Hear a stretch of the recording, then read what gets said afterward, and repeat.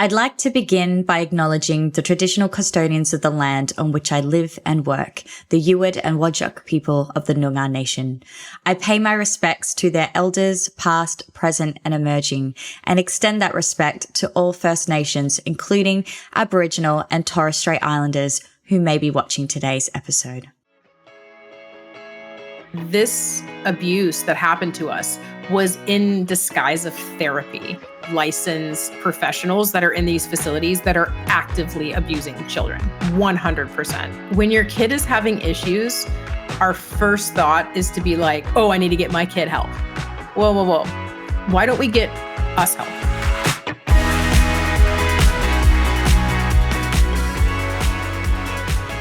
Welcome to Shit's Fucked, the podcast that gets real about addiction, mental health, and everything in between. I'm Paris, and I spent 17 years battling the bottle, 10 years hooked on meth, and I also did a stint in the escorting world, which nearly cost me everything, including my life. With both lived and professional experience, including qualifications in alcohol and other drugs, I'm here to share what I've learned along the way. Every journey's unique, and this podcast brings you stories, insights, and practical tools to help you find what works for you. Now, just a disclaimer, we dive into some tough topics here, including addiction, all forms of abuse, trauma, mental illness, suicide, self-harm, and the realities of life in recovery. These discussions can be intense, so please take care while listening and just make sure you're in the right headspace too. Don't forget to follow or subscribe to the podcast. Your support actually helps us more than you know, and it's one of the best ways to keep these conversations going. I hope you enjoy the show. And welcome to the show, Meg Appelgate. Thank you so much for joining us today. Thank you for having me. I'm glad to be here. Yeah, so whereabouts are you tuning in from? You're over in the US, but whereabouts? I am in Southern California in a place called Orange County.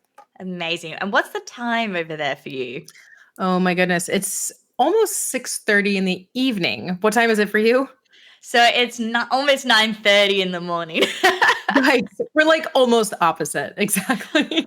I know. It's to the listeners out there as well. Like, this has been so difficult to manage with really the time zone, but we got there. We got there in the end. So for those who don't know you, Meg, could you please introduce yourself and tell us a little bit about, what it is you do and who you are? Yeah. Well, my name is Meg Appelgate, and I am the CEO and co-founder of UNSILENCED, which is a nonprofit that aims to stop institutional child abuse. And we focus a lot on child abuse going on in the troubled teen industry. And I do that because I am a survivor of the troubled teen industry, where I spent 3.5 years from the ages of pretty much 15 to 18 and a half, and in 2 different facilities where I was abused, unfortunately. Oh, thank you so much for sharing that, Meg. And we will dive into this a little bit more further. So I guess in Australia, we don't really see a lot of the troubled teen industry. We hear about a lot of it that's happening over in the US. Do particularly. You? Oh yeah, I watch all the documentaries. Yes. There's been some great ones on Netflix.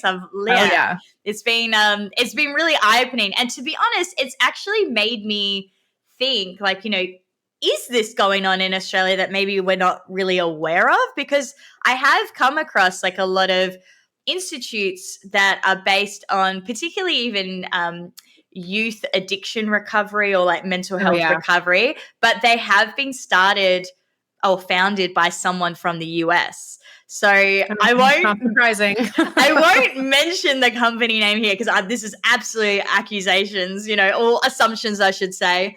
So I don't really know, but I don't know. It did tick over in my mind though when we first met. I was like, I wonder, because as soon as I looked online and tried to look into it a little bit further on what they did, there wasn't really much information. So I was like, right.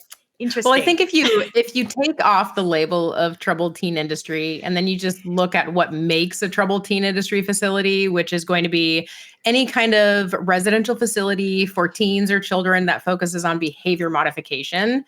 And that's kind of rampant all over, even though we like kind of exist in silos and I might not know about what's going on in Australia. I have actually gotten lots of DMs from people in South Africa talking about kind of the same kind of stuff going on. So I do know that it happens all over, but we're kind of, we got a lot going on over here. So we got a lot to focus on. One country at a time. Yeah, one country. Yeah, we'll take over the world later, but right. Let's start with the US. Oh my goodness. Okay. So I guess like there's a lot that I don't really know about, the troubled teen industry. So could you tell us a little bit more about it? Are there any regulations, legislation involved with it? What's currently going on in the US at the moment?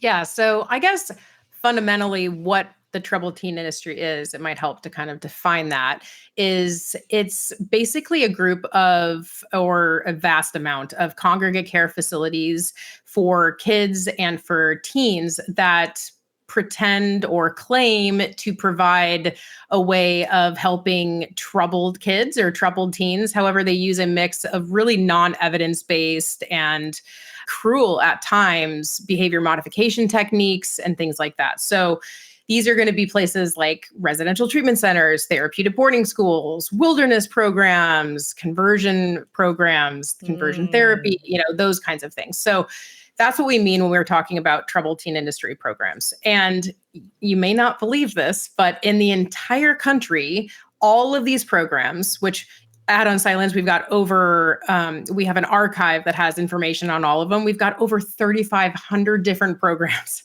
in our archive. So there's a plethora of programs that have existed over the past century, right? But there is no federal regulation at all into any of these programs. So what that means is that regulation is really left up to states. And if you know anything about America, regulations between states varies greatly. So in one state, it can be relatively progressive, like California, and past a certain age, you can't medicate a child without permission or keep them in an institution without being able to leave if they want, and they have to consent to it, all the way to like not being able to past 19 or past 18, right? So it's really left up to the states. So what that leaves us with is a lot of programs in the states that have really lax regulations for kids and lax laws protecting kids. And that's the really unfortunate part. Yeah, so that's really hard. And I know that there has been a lot of people, kind of whistleblowing on these types of institutes as well, yourself included. There's been, famous people like Paris Hilton who have also come out with their stories as well. And I've definitely seen, some very eye-opening Netflix documentaries recently. I'm starting to feel like it's becoming more center of attention at the moment. Like, would you agree? Oh, yeah, absolutely. Yeah. In fact, actually, there was a documentary I just started watching last night. I think it's called Sugarcane. And I didn't even know it existed, but it was all about the Native American boarding schools, which actually was the start of the troubled teen industry. And we forced all of the Native American children into these boarding schools, trying to strip them of their culture and their language.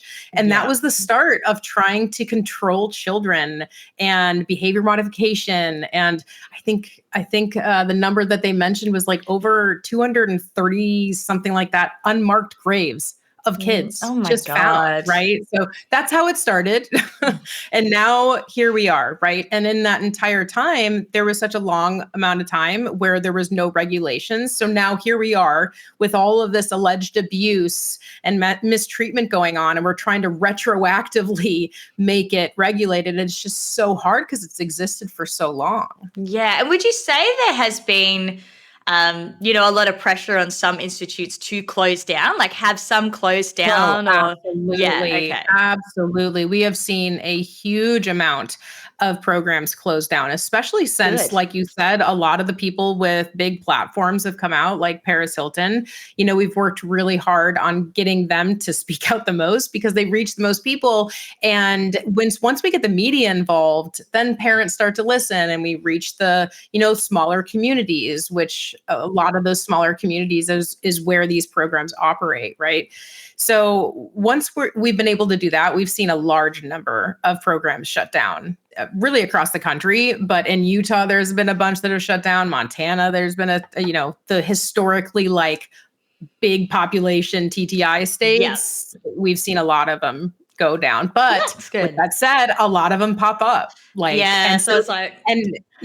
rebrand, and it'll be like, oh, we're shutting down. And they'll just rebrand into a new LLC, and they'll be like, hey guys, same staff, same place, but we're new, but bad. We're not what we were. Yeah. The past is the past. Let's let it go. Right. Let's move on, guys. Come on. Yeah. New company, new feel. Exactly. Oh my God. I'm not even surprised though. I'm not surprised at that. No. Not at all. But we expected. Yeah. So tell me a little bit about, because obviously you're doing a lot of advocacy work, in this space now. And I know you've got a book that you have written. Can you tell us a little bit about, the book and what that entails? Absolutely. Yeah. It was released last year, and it's called Becoming UNSILENCED, Surviving and Fighting the Troubled Teen Industry. And it really just goes over, it's a memoir. So it goes over my life, kind of what happened to propel me into this industry. But most importantly, it's about parenting. It's about what parents go through. I try to relate to the fact that many parents who send their kids into this industry find themselves at the end of their rope. And, they're the victims here too, a lot of times, right? Because they're manipulated into sending their kids into these facilities where they're inevitably, potentially hurt. And it also goes over how I had to really hit rock bottom in trauma land in order to wake up to the abuse that I had gone through as a kid, because I was completely brainwashed. And I left the facility thinking, oh my God, it was the best thing that ever happened to me. And it made me me. And it took, honestly, one of my, we call them sisters, chrysalis sisters, because it's super culty. But it took one of my chrysalis sisters committing suicide in order for me to go, wait a second, was that abuse? And it just tumbled from there. So kind of that experience, how it was to go through that and how it affected my life and how it really propelled me into finding my purpose, which is stopping institutional child abuse and starting Unsilenced and making sure that we can ensure that all survivors are heard, that they're able to find justice, that we're able to hold these programs accountable and force transparency, and really about finding community also, because survivors, when they go through this, they feel so alone. And what it does when you finally find the survivor community and are able to instinctively understand, even if you went to a different program, what they're going through and how they're potentially feeling in different circumstances, because you guys went through the same thing in a certain way, even across the country, it's the same stuff. And so you're able to connect on a new level that's extremely validating. So it really goes over that, and honestly, Unsilenced and what we do there and how we help people.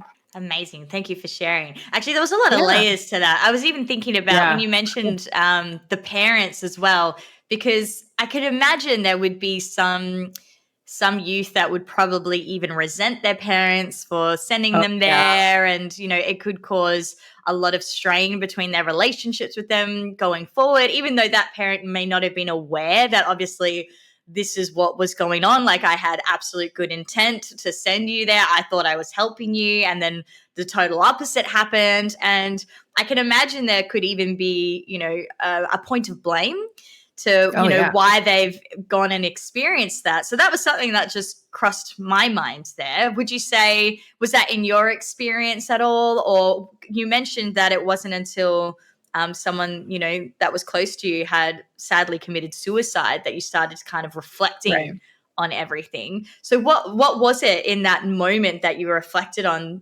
that you started to realize, hey, actually, this wasn't okay? To cover the first part of your question, I'd say a majority of survivors that I know have a extremely impacted relationship with their parents now, if any at all. Yeah. So I would say the vast majority of survivors, it's not even that it's the survivor's fault. Like the survivors will try to talk to their parents and try to tell them like, hey, I went through this. And it's really, really, really, really difficult for parents to listen to that, because that means that they hurt their kid. Of course, and that cognitive dissonance that kind of goes on. Like, I'm not a bad person, so I would never hurt a child. Therefore, I didn't hurt my child. And it's really hard to hold space for that. And honestly, it's extremely common. And so, yeah, I would say a vast majority of survivors have some kind of impacted relationship, and it breaks my heart. I find myself to be extremely privileged and lucky that my parents were so understanding. And when I told them about my wake up and everything that I'd gone through, they grieved with me, and they apologized and said that they never would have made the same decision if they knew what they knew now. And honestly, that's what survivors want to hear, because there's nothing parents can do to take away the pain. All they can do is be like, I'm so sorry that my decisions caused this pain. And accountability. Yeah, just hold space for them. Like that's honestly what survivors need. The second part of your question is really what helped me re-narrate is really what happened, because the experiences were the same. Just the way that I saw them and the way that I felt about them changed. A lot of it had to do with the fact that I had become a mom already. So at that point I had 3 kids. And I started thinking about the things that I had went through, for instance, with my therapist. And, he would have me sit on his lap, and he would put his arm around me, and he would have wrestling matches with us. And I thought about, would I feel okay with my daughter wrestling with a therapist? And all of a sudden I was like, oh my God, that's abuse. Like that's unethical. Wait a second. Is that against the law? Yeah. And so it kind of was a cascade of slowly waking up to having been through that. And then I started thinking about oh wow, we spent a majority of our free time doing work on the property, and we were responsible for caretaking the entire property, all the animals, all the vehicles, all of the cleaning, all of the cooking, everything was on us. And I was like, wait a second. Wait, that's child labor, Oh and so I started going through a lot of that, wait, would I do that to my kid? And so being a parent really helped me wake up, because I would never do that to my kids. And all of a sudden I realized, oh, wait, I wouldn't want that. That's not okay. So that's kind of how it went down. Yeah. Okay. God, that is, especially when you were just talking about the therapist, I was just getting yeah. It's so creepy. It's fucked up. Nah, that's that is shit's fucked. Shit's fucked right there. It's so fucked. Oh my God. Yeah. Nah. So in your book, I know when we talked about it previously that you challenge the tough love approaches often used in the troubled teen industry. What healthier alternatives do you believe should be offered to families in crisis? Oh man. So first, I just have to touch on the tough love thing, because I think that it's so inborn in our generation's parents. So whether that's boomer or Gen X parents, it's very much so do what I say no matter what, because I said so, right? Mm-hmm. And we try to punish to get kids to do what we would do, right? So that generation tends to see their kids as an extension of them. And so, you're just a little extension. And if you're making a decision about skipping school, that's not what I would make. So I am going to put in mechanisms of control until you make the decision that I want you to make. Mm-hmm. And we fail to realize that when we have kids, those are little individuals. Like, we don't own them. And for the first, 4 years, 3 or 4 years, we're protecting them in a bubble, making sure they don't hurt themselves and fall over and get, hit by cars and stuff like that. But at a certain point in time, we have to let them make their own decisions and learn from their own mistakes and have natural consequences.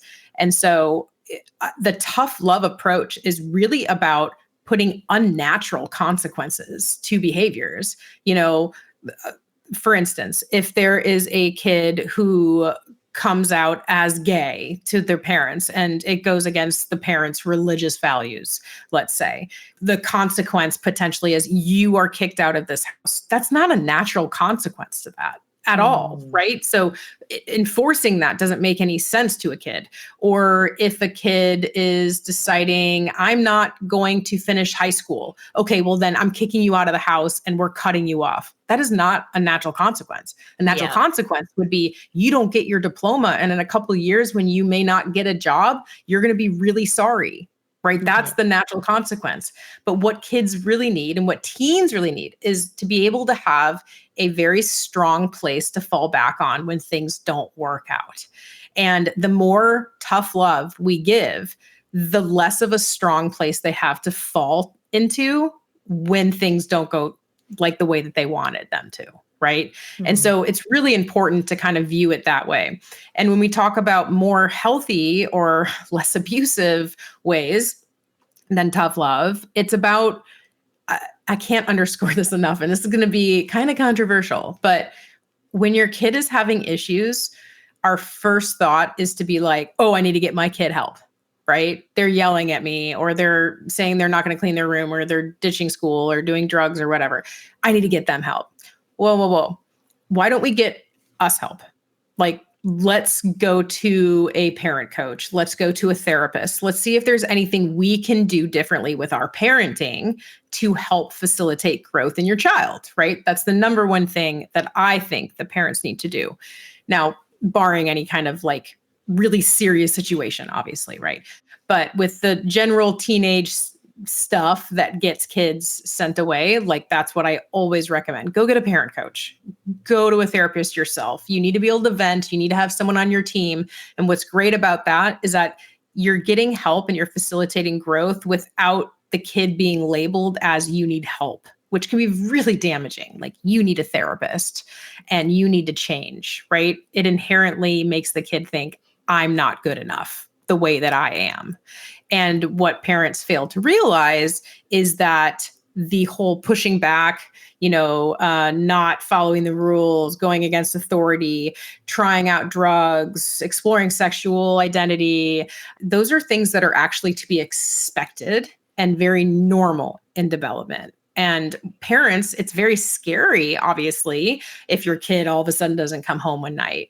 But it isn't something to get so alarmed that we want to do something drastic. And getting help to understand that and to kind of, prepare for it and know what to do and how to respond and that kind of stuff is going to be the most beneficial. I couldn't agree more with everything that you said then, because I was even talking to someone about this just the other day, particularly in regards to like EQ, like emotional intelligence. Yeah. So, if the more that the parents know about that, then they can pass on that knowledge to them as well. And being able to teach their children, how to sit with their emotions, how to communicate their feelings, how to soothe their own nervous system, all the things that tend to be avoided a lot of the time. And we tend to turn to these other coping mechanisms by, running away or using drugs and, doing all sorts of different things. That it does start with the parent though. And the more that we can educate ourselves, I think is the better the outcome, really. Absolutely. Yeah, absolutely. And it kind of led into my next question, actually, was, you've been quite vocal about the way, normal adolescent behaviors are often labeled as mental health disorders in a lot of these institutions. So how do you think society can better differentiate, I cannot speak today, between normal teenage behavior and actual mental health issues? Yeah. And you know what? That's a really, really hard thing to be able to determine because of our own emotions and our own love for our kids, because we get really scared, right? So even if a normal teenage behavior, such as going out and start and trying to drink or trying to do drugs, that's extremely normal, but it's very, very scary, like super scary. So it's really hard with those emotions to kind of understand, which is why I say, go talk to a therapist, talk to a parent coach if you have to be able to understand that. So if a kid is this is what I want everyone to do. I want everyone to look up Eric Erickson's psychosocial stages of development and really understand that. Because if you understand the kind of normal development that goes on from 0 to 18, and you can like go back to that and be like, okay, this is to be expected, like in this stage. I think it's a really good foundational way of understanding how kids and adolescents and teenagers work. If we're talking about the stuff that's kind of pushing past that and we're getting into actually harming themselves and potentially disordered eating to a point where we're looking at malnutrition and things like that, then I feel like that's the point when you need to really look at getting more help for the child, right? Figuring out what the child needs. Now, if you go into that realm where you figure out, okay, this kid definitely needs to be speaking to someone about severe depression or anxiety or disordered eating, that is a conversation you need to have with your kid. And don't make any kind of decision about what they need without it being a conversation with them, because that needs to be a part of their decision making, right? And so I think that is one of the hardest things about this industry when kids go there is they're not part of their treatment plan. Like they're told you need to change A, B, C, D, E, F, G. And if you don't, you're staying here until you're 18. So you have no say in it. Even if it's something you love about yourself, you got to change it. So that's a really important part. It's like just really involve the kids in, hey, it looks like you're struggling. Am I right with that? Yeah, talk to me. Yeah, like, and being sure to make sure they know that they can come to you. And that's a really important part too. Absolutely. Yeah. Holding that space, as you say. And I don't know why, but in my head just then, I was just ticking over a lot of these institutions. Are there actual professionals in a lot of these institutions? Or like, are they teachers? Like what kind of people are running these institutions? Are they qualified to recognize mental health disorders from normal behaviors? What? I don't know. I'm curious. Good question. I'm curious. I mean, and honestly, the answer is going to be like across the board, right? So we're going to see some facilities that, the owner maybe never even graduated high school, didn't get a college degree, zero experience with kids, right? Maybe even possible allegations of sexual abuse, physical abuse in the past, domestic violence, whatever. So you'll have like those places. And then you'll have places that have actual licensed people there, right? Which is totally that there are definitely some licensed therapists and psychiatrists, stuff like that. But the way that they market it is much different than the way that it is. So for instance, let's say there's a facility and they say we've got this psychiatrist on staff. They'll say on staff. Now, what they fail to tell you is that psychiatrist is on staff, but they're not on site, and they're on staff with 6 other Utah facilities, right? Where they never meet face to face. They're on Zoom. It's maybe once every couple weeks. It's for 15 minutes. And they have such a large caseload that your child isn't perhaps receiving the amount of care that they should, right? Especially for being in a residential treatment facility where you're needing to be home because you're needing to be watched, right? So that's like a way to think about it. Now, there are also definitely licensed professionals that are in these facilities that are actively abusing children, 100%. I know many licensed professionals that have been convicted of things. So it's definitely there. Now, it's an institution. And just like any institution, we've seen this for centuries. it's a really good, especially when it involves children, is a really good way to hide predators, right? We saw it with, all the allegations with Boy Scouts of America, the Catholic Church. We've seen it with schools. A lot of predators hide behind school institutions, That's so summer true. camps. I mean, institutions that cater to kids is a really good way to be around kids if you're potentially dangerous and be able to kind of hide it. And so we have to look at these facilities with that lens, right? Now, so yes, there are legitimate professionals that on paper are going to be great. And there are some actually, I know some good professionals that are in the industry. But the reason why that can happen without potentially that professional being tipped off is they literally spend an hour a week with that kid, almost the same as they would spend in the community if you went to therapy once a week. The daily oversight 24/7 is left up to the staff. And these staff are oftentimes paid minimum wage. They're a lot of times 18 to 25 years old, not much older than these kids, which I'm sure you can imagine potentially throws a wrench into things when someone's around your age and you're attracted to that person that's around your age. They a lot of times don't have a lot of background in child development, not nearly enough to be in a mental health institution, right? And so it leaves a lot of issues because there's such a gap in information sharing, right? So the therapists who, let's pretend that's a legitimate professional that has the best intentions ever, is being told information from staff that might not. Yeah. Right. And so let's say the staff are saying, well, Meg is a manipulator.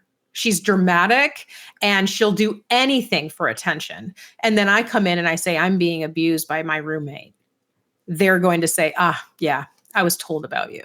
Right. So they're going to be believing who they have been trained to believe, right, as these other professionals working with the kids. And they have to rely on the other staff because they're the ones that are 24/7 watching these kids, or lack thereof in a lot of situations. But there's such a large gap in information sharing. So and it's honestly, it's really sad. It's wild. It sounds like absolute cowboy land, that anyone could start one of these institutions that don't have the experience or the knowledge and just run wild with it, and then and they move too. Like it'll be like a really abusive facility and it'll be shut down because someone died or multiple people died. And then all of a sudden you'll see them at another institution in the same state. And then that one will be shut down and all of the allegations. And then they'll just move and move and move and move. And they just escape all kinds of responsibility. It's absolutely absurd. All right, listen up, legends. If you're looking to experience the real Western Australia, there's no better way than with Why Not Bus, who is one of our sponsors. I've actually been on their tour, and let me tell you, it is awesome vibes, epic adventures, and I made lifelong friends. We're talking snorkeling with sea lions, manta rays, whale sharks, camping under the stars, and taking your time to enjoy the beauty of WA. Use my discount code PARIS2025 and get $300 off your next tour. Go to www.whynotbus.com.au. That's so fucked. Actually, you know what? What you mentioned before kind of leads into my next question as well in regards to like the culture of victim blaming and gaslighting in a lot of these institutes. How, was that something that you experienced personally? Is that a common thing that happens within these institutes? It is a hallmark thing that happens in these programs. It's probably one of the most triggering words for survivors is accountability. Like when we hear accountability, we're like, oh, right? Because it was just shoved down our throats every single second. Take personal accountability. Like I was raped. Well, did you dress provocatively? Tell me how it's your fault, right? Right. So everything was our fault. And in fact, a lot of times when you enter these programs, they make you do a letter of accountability and you have to read it to the entire peer group, the entire program. And they force you to take accountability for these things. And a lot of these places rely on group confrontation or attack therapy. I went through probably 15 to 18 hours a week of attack therapy where you sit in the hot seat and hearing everything wrong with you, That's everything horrible. bad about you. Oh, it's absolutely horrific. And what that does to your psyche, like what that does to your self-esteem, like I know so many survivors that even like successful survivors in professional life, like they all have imposter syndrome because it's like we were all told that we weren't going to amount to anything. I was told that no one would ever love me if I didn't change and I'd never be a productive member of society, Oh and my I'm gosh. abrasive, and they just tell you everything they need to break you down enough so that you'll follow the rules, because they need everyone to follow the rules, because if you don't, it takes more staff. And so they want Bloody is a everyone in line. cult, isn't it? Oh, for Sorry, sure. but I was like, for sure it is. No, oh. it absolutely is. I mean, they're all little mini cults. I mean, literally, I lived in a log cabin with my two therapists in the middle of the woods, and I shared a bathroom with my therapist. I lived in a bedroom next to my therapists, and we had to call each other Chrysalis sisters, and we were a Chrysalis family. I mean, come on, that's a cult in my opinion. So, yeah. I don't even know. I don't even know what to say to that. Like, that's just... It's so weird. Like my therapist in my journal, I have proof of them telling me that they love me. That's so fucked up. Oh, that is so fucked up. Oh, I know. My God. So weird. So bizarre. So bizarre. And I just, so tell me a little bit more about, your organization now, and what you're trying to achieve here in regards to navigating a lot of this horrendous shite. I know. Oh my God. It's really bad. Yeah. But Unsilenced has really kind of honed in our focus, and we have really started to focus more on justice support. So we really want to connect survivors with attorneys and law firms that we've partnered with throughout the country so that they can find justice. So we have created an attorney directory online on our website. And what it does is it has an entire directory of attorneys we've partnered with that will take survivor cases of TTI cases on contingency, which means, they don't have to pay for them until the settlement comes, and they're dedicated to survivors. And we've developed relationships with them. We trust them. And it's incredible how much litigation is going on. And, we talk about legislation, we talk about, posts on social media and telling our stories. They're all amazing, but nothing will take down a program like litigation. Nothing steals their bottom line like litigation. And it's also like, it's great because it's validating to the survivor. Here we are in court talking about how what you went through was abuse, and they thought forever it wasn't abuse, right? And that they weren't worth anything. And here we have that validation. And so litigation is very powerful. And so we really focus on trying to connect survivors to being able to have access to justice. And with that said, we also want to give back to survivors in way of support, because many times this movement focuses so much on taking down these programs that we forget about the survivors that survived them. Like, we're struggling. Almost all of us have CPTSD and struggle in one way or another, some more than others, but we need to be able to give back to that community. And so we do so by creating resources. We send independence packs, which are backpacks with like a laptop that's loaded with resources and job templates and resume templates and a bunch of hygiene and essential items in the backpack and gift cards. So we ship those out to survivors that are battling unstable housing. And we offer free of charge support groups to the entire community. So we really believe in giving back and making sure to help the survivors that already exist.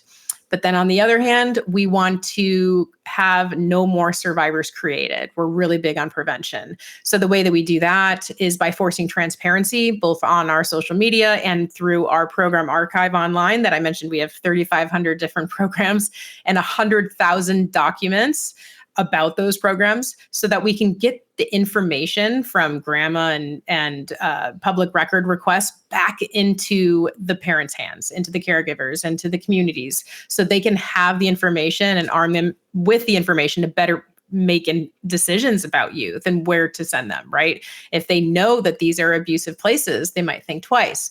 And so that preventative part of it is a big part as well. And we do presentations across the country, telling them about the industry and about the stories of survivors that have come out of them to really be able to warn and arm them with the information. So yeah, we're staying busy. I was about to say, I was like, damn, you are a busy lady. Yeah. But that is amazing. Yeah. Honestly, amazing. And just to have that amount of resources and support for those victims is just incredible. And I will definitely link it as well in the description below. And we'll probably actually put some information about it in our weekly newsletter, because I think it is really, I think it's really important for people to have access to this type of information. And, you know, we do actually have quite a large US audience. It's about 50-50 at the moment, which I don't know how that happened, but you know, if you're American and listening, thank you. Also to the Aussies, we all want to be there. We all want to be there at this point. Yes, like we just we all want to come to Australia. It's like, let's just jump ship, forget it. It's too much damage here. Oh my goodness. But I just love that. And I love the independence packs as well. Like a laptop too. That's very generous. Yeah. Like amazing. Yeah. So good. Oh, I didn't even mention that we actually last year launched an app too. So we have an app in the App Store and Google Play. It's called Unsilenced Impact. And it's a way to get all these resources and be able to connect with survivors across the country, or across the world even. As you said. That's so true. That's so true. Yeah. That's amazing. Well, I'll definitely find the links for that and definitely share those as well. So that kind of also leads into my next question as well, which is, you know, obviously there's long-term effects of these institutional like abuse, but can you share more about how these experiences like impact survivors, like relationships, careers, and their just overall well-being? Yeah, I mean, as I said, most of us, or a lot of us, have CPTSD. So we're going to really struggle with the triggers and things like that. So a lot of times it makes having employment like really difficult, right? So if we have to go into corporate and have a cubicle job or whatnot, and we have a boss telling us what to do, like that can be really triggering. Having direction and having assertiveness, it can be really hard for us. So, you know, I really try to, especially within Unsilenced, I really try to promote a survivor informed kind of employment, right?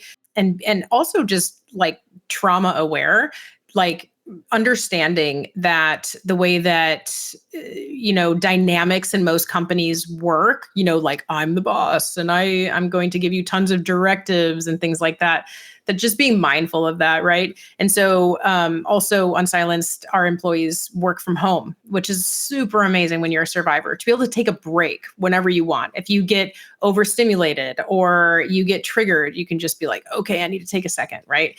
Yeah. So it can affect us a lot in jobs and stuff like that in that way. Relationship wise, it's really difficult because at many of these programs, like I said, you're really relying on peer confrontation. And so many times a lot of survivors believe, like they feel comfortable in confrontation a lot of times. Yes. And so like you'll kind of, it can go both ways. Like you'll either be a people pleaser and like really don't want confrontation ever, or you'll be only comfortable in confrontation. And so I notice myself even shifting between that and just having to be mindful of that. And, you know, when you're married and in relationships, they have to be okay with the fact that you struggle greatly within certain ways, right? Like with CPTSD, my husband has to understand that if he's telling me I do something wrong, he has to say it in a really, really like good way, or else I'm going to break down, right? Because I was confronted for 15, 18 hours a week, right? So being confronted, even just saying, hey, can you do this differently? It's like, what? You know, you get very triggered, right? So relationship wise, it's really difficult. You have to remember that this abuse that happened to us was in disguise of therapy. So all these ways that we're struggling, you would think, oh, we'll just go to therapy. Oh, wait, but that's triggering. Yeah, Because of I was abused by my course. therapist. My therapist abused me. And so a lot of times the act of getting help is hindered because the people who were supposed to help us as a kid hurt us. And so it makes it really hard for survivors sometimes to actually seek out help at all. And so we end up struggling for a lot longer. And based on, what we know about trauma, and especially, I won't get into it, but, the adverse childhood experiences that, the more adverse childhood experiences you have, the more likely you are to experience things like domestic violence and long-term health effects like chronic health issues, Addiction. and then also substance abuse. Yeah. Yes, exactly. So, when those happen, it's harder to find help because you've been abused by the people that are supposed to help you in the world. So it just makes everything even harder. That's so tough. And yeah, especially having that trust broken and in a mental health space as well. Like I was aware of it when you were saying it, but when you actually put it in that way, I was like, oh God, yeah, like that would make it so much more difficult to Yeah, then get further help once you're out of that situation. I It's just know. like, who do you trust now? How do you know that the next person's not going to harm you? That would be really, really hard. Oh my I gosh. heard, and it's even so, even for survivors that are able to like push past that and be like, okay, I need to talk to someone. Like, I'm going to get over this fear and I'm going to talk to someone. Even if they're able to do that, you then have to explain to a therapist that likely has no idea what the troubled teen industry is and how it affects survivors, what it is. And so what it ends up doing is re-traumatizing yourself. And I forget who it was, but one survivor once told me, she goes, every every therapist she goes to, she brings a PowerPoint presentation. I think that's like This is so where the amazing trauma and so began. smart. It's like, okay, here's the DTI. These are the ways that I struggle. These are my trigger words. Please don't ever do these things. Yeah. This is what happens. I don't want to talk about it ever, but here it is. It's so funny you mentioned the PowerPoint because when I was doing like my AOD studies, we did a lot of units on like being trauma informed, and we learned that obviously like going and seeking help can be quite traumatic for people. And so having to like relive their story and that potential of re-traumatizing, a lot of us were advised to even encourage people to write like everything kind of down on a piece of paper and just hand it to them. Like if you have to go and see someone new like fairly regularly, to just be like, yep, this is the paper. Don't ask me to say it all again. You just read it Oh, I and know. talk to me when you're done. We've even like talked about like, I need to get on this too. Add this to my list of things to do. But we've even talked about like coming up with one-sheeters to give survivors that they just print out and they just give it to their therapist beforehand. Just email it to them. Like, this is what we went through. Here are the ways we suffer. These are the common things that we, Yes. you know what I mean? Like, think about it. That would Yeah, be that like, would be good.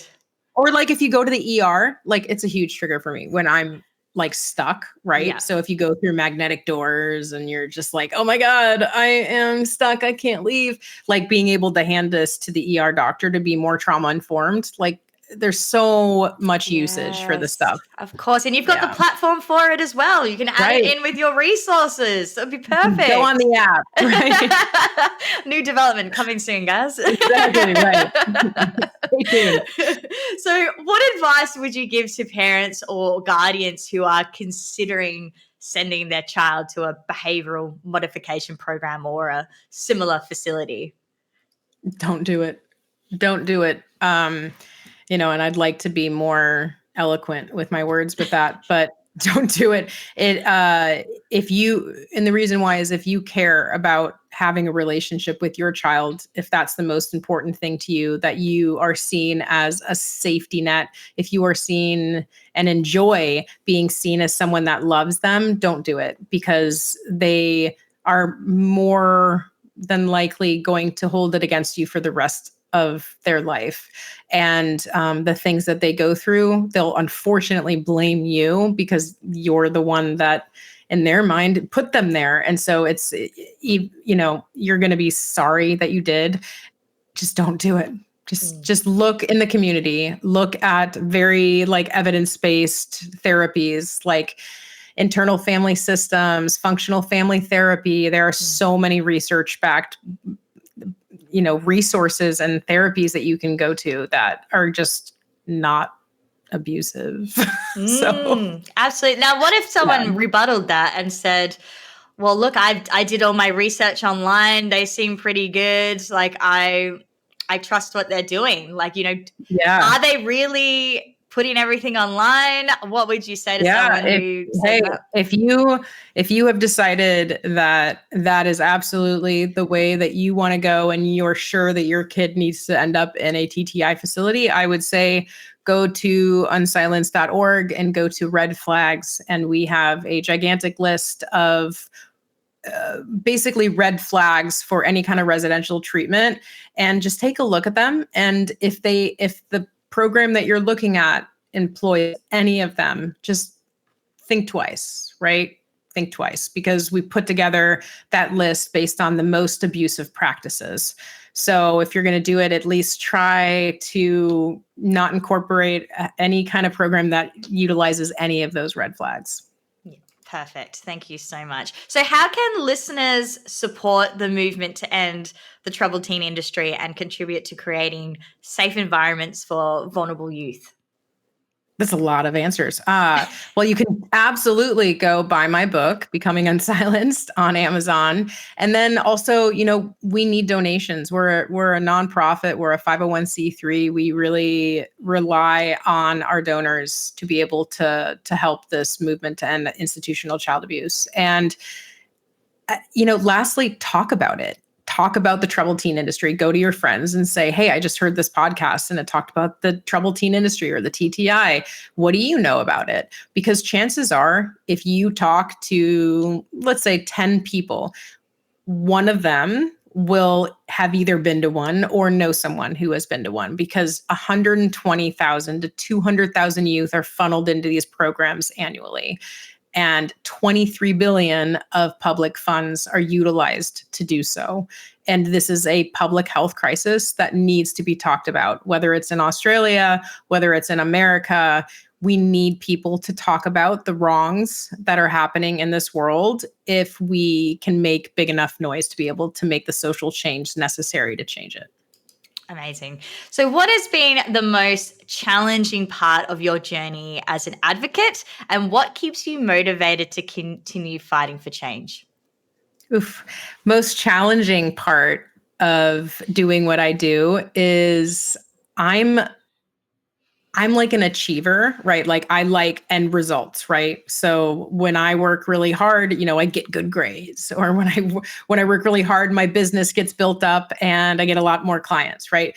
This is not the work for that. So it happens a lot with a lot of different activists.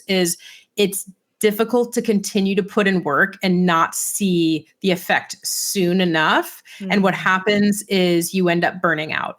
And so the hardest thing for me was realizing that putting in 14-hour days for the first 2 years of Unsilenced was not feasible.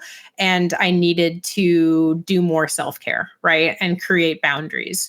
And I think that was the hardest thing, is understanding that this is the long game. This isn't building up a photography business. Like, I was a photographer for years. So it's not building up a photography business. This is social change, and this is activism, and it's much slower moving. And so what that means is that I kind of have to be slower moving. And the faster I go doesn't mean the faster change. And I think a lot of activists need to know that to protect themselves, because they end up just really getting burnt out really quick. I couldn't agree with you more. What was the second part of that? I forget the second part of that. I can't even remember. What motivates you to continue fighting for change? My kids, and the little kid in me, that 15-year-old girl that needed to be rescued. And I don't want my kids to grow up in a world where that's something we do to kids. And I really believe in kids having more autonomy than we give them in everyday life. And I really want that to be a place that, I want it to be a place it's where it's the norm. I mean, I think that just more civil rights We need more civil rights. And I think that it's my purpose at this point. And so it's so ingrained in what I do to turn pain into that purpose. Yeah. So what drives me also is that this is my therapy. Like this is my ability to process everything I've been through. And so that helps me kind of keep going. Yeah, I can really relate to everything you said, even in regards to the advocacy burnout, the long game, because even doing what I'm doing, it's frustrating because I go to conferences and I'm very much on the front lines in regards to like the AOD sector, so alcohol and other drug sector, and the mental health sector in Australia.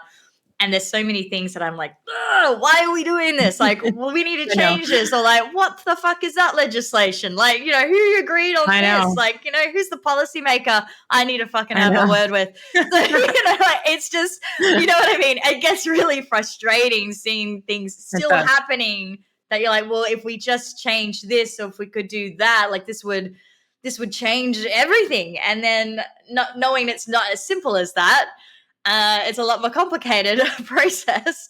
It can be very discouraging in a way, but it's good. It's good that you've got that, you've got your purpose, and that's what fuels the fire. So even though there is the long game, and we're taking baby steps to achieve these bigger goals, it's I find for myself it's that passion and purpose to help others heal from what like I went through, and as you say, what you went through. It's very healing. I found it very healing for myself too. Yeah. Yeah, it is. As long as you protect yourself, it's healing. You need to know when to let it stop having its influence and like you take over.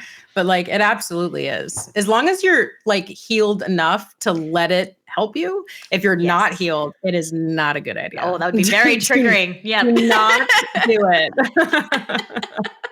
Don't even try. Absolutely. I couldn't agree more. Well, so to wrap it up, looking to the future, what are your hopes for the next generation of young people when it comes to mental health, autonomy, and the right to be heard? We've made progress, right? Like if you look at the past generations, like we're definitely evolving into the right direction of, having a right to be able to have a say in what happens to you, right? I hope in the future that it becomes the norm where we don't have ownership over the kids. Like it's not about parental rights. I think kids need to have rights. And I think we need a children's bill of rights, I think. And I believe that they should stop being seen, like I said in the beginning, of extensions of ourselves. And I would really, have hope in the fact that there has been a lot of change so far. The fact that, you'll see it all over TikTok, right? Our generation, like millennials, Gen Z, we're really pushing back and we're healing. Like we're really, really healing from our parents or from, previous generations, effect on us. And what that means is that our kids are going to take it even further. And I really feel like my kids' generation is going to be the generation that pushes it the most, right? I think that the ages, what is it, Gen Y? Is that like Gen Y? I've lost track. I forget. So like my kids, which are ranging from 4 to 14 at this point, they are going to be the kids that turn this whole thing around and turn this world upside down. I really, really do. So I hope that it moves into a place where it just becomes the norm and we can look back at this and be like, can you believe that they did that? Kind of how we look back at like the 50s and we're like, what? Oh, like, we did what? So I really hope, that's my hope. And I can be optimistic about that. That's amazing. You got me even really like amped up then. And I'm like, yes, to the future of the children. Right. Yes, those future generations. Let's go. Yep. Oh, amazing. Well, thank you so much for coming on the show today. Yeah. Can you remind me as well where we can get your book and also your website? Yes. So the website for Unsilenced is www.unsilenced.org. And you can also go to my website, which is Meg Appelgate, and that's APPELGATE.com. And there's a link to get a book there, but you can go on Amazon and just type in Becoming Unsilenced, Surviving and Fighting the Troubled Teen Industry. And there's multiple versions. We got Kindle, ebook, audiobook, you name it. Amazing. Well, I'll definitely put those links as well in the description, and I'll push them out to the listeners as well. So thank you so much for coming on. Yeah. It was such a joy to have you here. And I just got to say, I'm really fucking proud of you. I mean, you're doing such amazing work. Like, honestly, I feel privileged to have been connected with you across a vast ocean. And a lot of time zones. Yeah. Well, I appreciate that. Thank you so much. It's been amazing to be here. Thank you so much for having me. No problem. All right. Well, I'll speak with you soon. All right. Sounds good. All right. Bye.